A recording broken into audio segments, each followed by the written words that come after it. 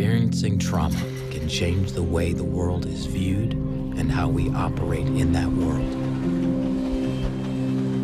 In the aftermath of trauma, we can change physically, emotionally, and mentally. Left untreated, trauma multiplies in our communities and seeps down from one generation to the next. Unfortunately, most of us do not have access to the kinds of treatment that can heal the trauma we've experienced. And often, trauma is the catalyst that begins a recurring cycle of crime and violence as we lock away what we don't want to confront.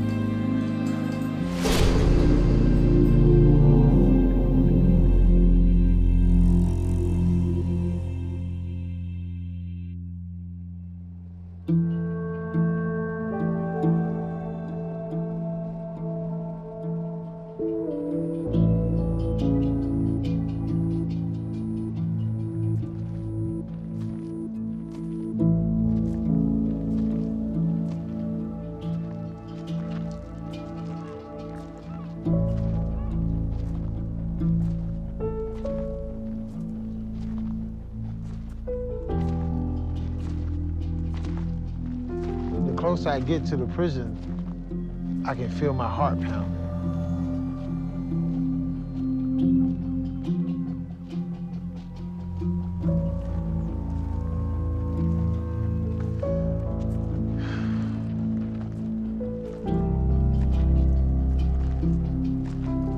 I think there's a lot of misconceptions about who people are in prison and who those people are that are coming home from prison.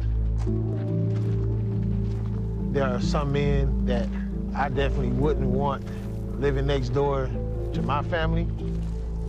There's another group, the majority of men that I left behind, that I think would come home and be a great asset to the community.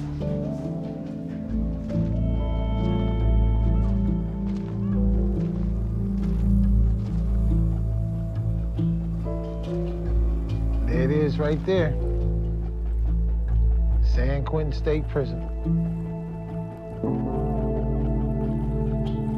Wow. Inside San Quentin Prison, something rare and unique is taking place. As groups of men are coming together to specifically address their trauma, both the trauma they've caused and survived.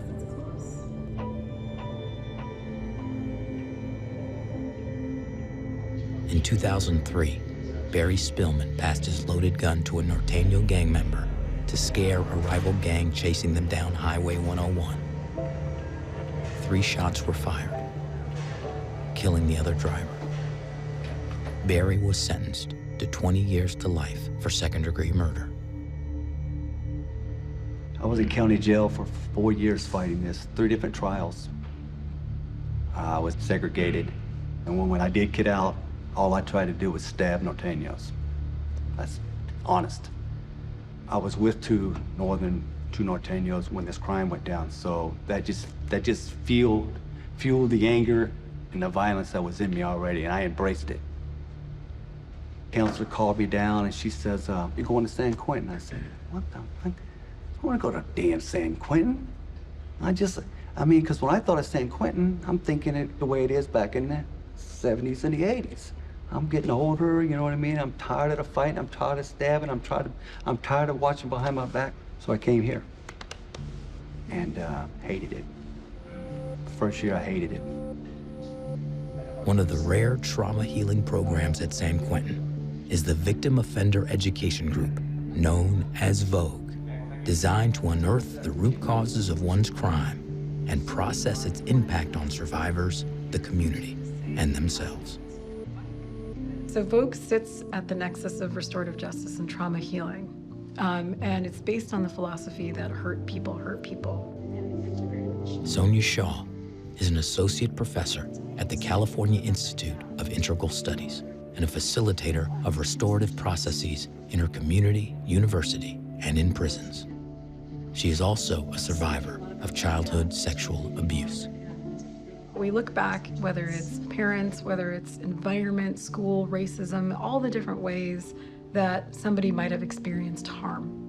And if you come from an environment in which you haven't had the opportunity to really heal from that harm, it goes unprocessed, then the likelihood is that that trauma turns inward and folks start to hurt themselves, or trauma can turn outwards and people can hurt other people. So there is this well-established connection between trauma and violence. And so much of Vogue is about unpacking that process through a series of exercises that are then processed in the group.